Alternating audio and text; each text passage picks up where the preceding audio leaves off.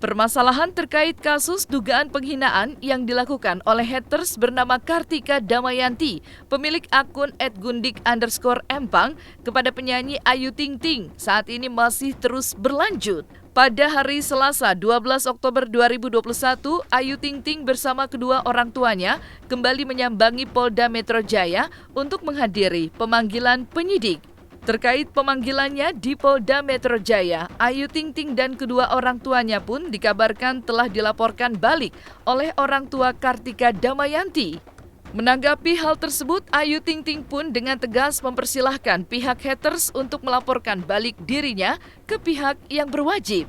Ya nggak apa-apa ya Bang ya, kalau itu mau hak lapor, ya, itu hak mereka. Jika memang mereka ada pelanggaran, silakan saja. Enggak ya, karena buat saya maksudnya ayah sama ibu kan kesana kan sebenarnya kan niatnya kan pengen tahu gitu, benar nggak dia tinggal di sini, alamatnya di sini, dia kenapa bikin seperti itu, kenapa membuat hal seperti itu, kan wajar ya namanya orang tua ya. Gimana ya, saya pun orang tua gitu, kalaupun itu juga saya pasti akan sama yang kayak saya lakuin sekarang gitu. Jadi buat saya sih itu hal yang wajar Ya seperti contoh yang sering saya sampaikan, kalau misalnya anak kita pulang ya kepalanya terluka, dia bilang saya terluka dilukai oleh anak sebelah, pasti ibunya spontan tuh, ayo kita datangin rumahnya. Betul. Nah kalau anaknya nggak ada, yang ngomel-ngomelnya itu pasti yang dengerin adalah ibunya. Iya. Nah jadi itu yang perlu kami sampaikan, itu sangat manusiawi sekali. Yang aneh adalah ketika ada orang yang mendramatisir situasi itu dan kemudian menjadikan ini suatu persoalan ya. Tapi kami tetap menghormati apapun juga karena itu adalah hak setiap warga negara. Nah, saya kok tidak nyaman dengan laporan balik ya, karena memang dalam konteks hukum Indonesia itu tidak ada yang namanya itu karena dilaporkan kita melaporkan balik. Sebuah laporan itu pasti ada dasarnya. Jadi oleh karena itu saya lebih memilih bahwa mereka menggunakan haknya untuk melapor ketika mereka merasa ada pelanggaran hukum yang dilakukan oleh kita. Nah, apa pelanggaran hukum itu? Kunjungan dari ayah dan ibu ke Bojonegoro. Nah, kunjungan itu tentu sifatnya sebagai orang timur kan awalnya kan silaturahmi, ingin klarifikasi. Kenapa kok ada orang yang niat sekali bikin akun yang isinya khusus memojokkan, menghina, melecehkan Ayu sebagai anaknya dan Bilqis sebagai cucunya. Nah, kalau ternyata kemudian sampai di sana orang yang bersangkutan tidak ada, saya rasa manusiawi sekali kalau misalnya kemudian unek-unek, kekesalan, ya, rasa kecewa yang ada dalam diri ayah dan ibu itu diungkapkan di tempat, dan karena yang di tempat itu hanya ada ibunya Kade, yang mendengar adalah ibunya Kade. Jadi ini yang perlu kita jelaskan. Tapi tetap kita menghormati apapun yang dilakukan oleh orang yang ingin melakukan upaya hukum. Karena kami juga pasti akan berupaya untuk menjelaskannya secara hukum juga. Saya kira seperti itu. Nggak bisa bilang mungkin, karena kembali saya jelaskan, secara konteks hukum pidana tidak dikenal yang namanya konsep damai, yang sepanjang saya ketahui, ya, karena itu hanya ada dalam konteks hukum perdata. Tapi apapun bisa terjadi. Ya artinya kalau memang misalnya ada kemungkinan adanya mediasi yang dilakukan oleh pihak penyidik dan kemudian itu bisa kemudian menyelesaikan persoalan karena ini mungkin dianggap sebagai delik aduan, silakan saja. Saya kira tidak kemungkinan apapun juga. Ketemu dengan KD, nah ini yang sering dipertanyakan. Ada nggak dia untuk musyawarah? Ada nggak dia untuk silaturahmi?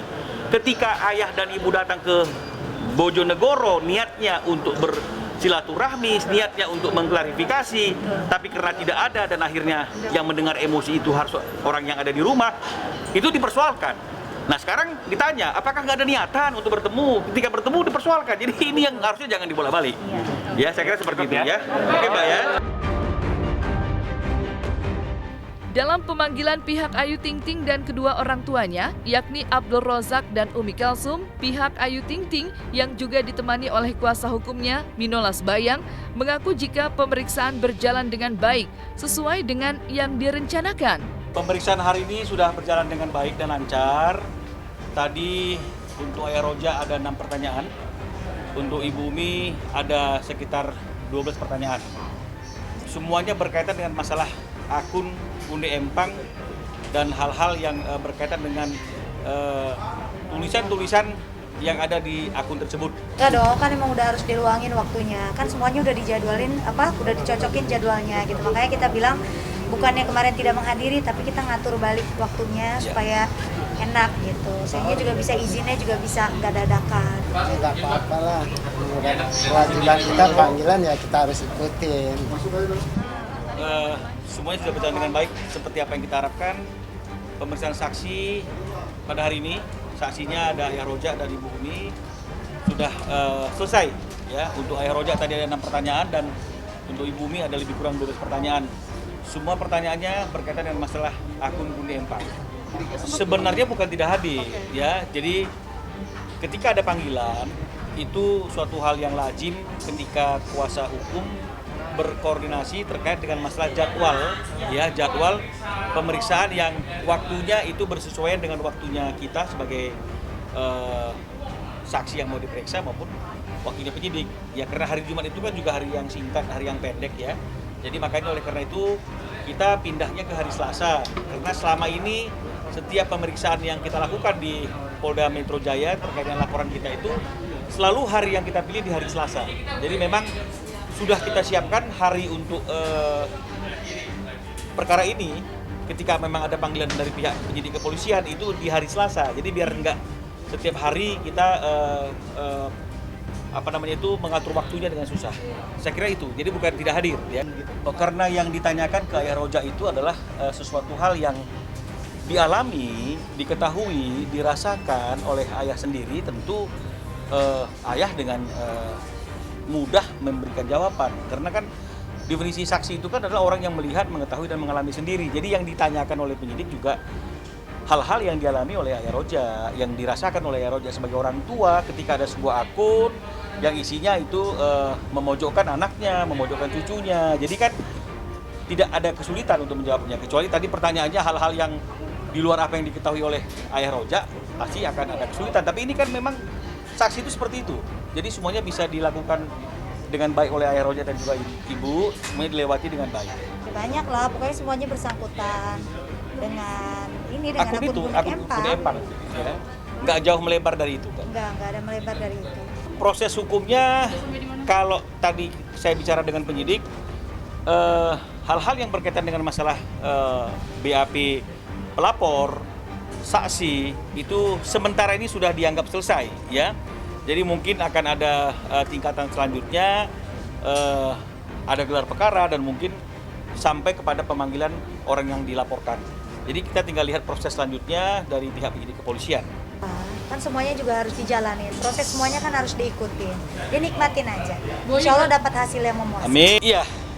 Jadi kita harus bisa bedakan laporan kami yang hari ini diperiksa itu kan dia masuk ranah pidana umum ya 315 ya 3111, tidak berkaitan dengan masalah ETE-nya sehingga tidak melalui proses restoratif justice. Nah, beda kalau memang misalnya kita memilih pasalnya itu pasal 27 Undang-Undang ETE, maka di Krimsus itu akan melalui proses tersebut. Nah, jadi satu persatu. Jadi jangan dicampur aduk, ini berkaitan dengan masalah kasus pidana umumnya dulu yang kita proses. Laporan balik yang dibuat oleh pihak keluarga dari Kartika Damayanti untuk Ayu Ting Ting hingga kini masih terus berjalan. Hal tersebut pun langsung ditegaskan oleh Edi Prastyo selaku Ketua Kongres Pemuda Jawa Timur yang mengungkapkan jika pihak keluarga Kartika Damayanti saat ini sedang menyiapkan saksi untuk melanjutkan proses pengaduan untuk Ayu Ting Ting. Yang Mbak Kade besok hari Jumat kami ada penambahan saksi yaitu Bu Endang sebagai saksi tambahan. Ini proses penyidikan yang nanti kemungkinan setelah Mbak saksi yang kita ajukan ini nanti akan naik pemanggilan terhadap AR maupun UK. Kalau saya tidak mengomentari hal tersebut karena itu bukan ranah kami terkait masalah AR maupun UK yang ada di Polda Metro Jaya ini. Selama ini kami tidak pernah komunikasi dengan Mbak Kade karena kami bukan kuasa hukumnya Mbak Kade. Selama saya di Jakarta belum ketemu dengan Ayah Roja.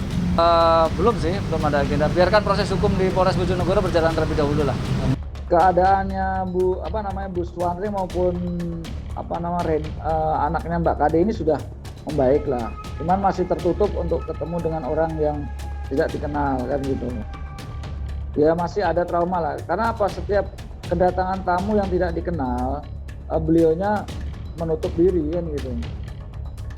tidak mau bertemu. Ya secara tidak langsung klien kami merasa terganggu lah dengan kejadian kemarin kan gitu. Itu aja sih.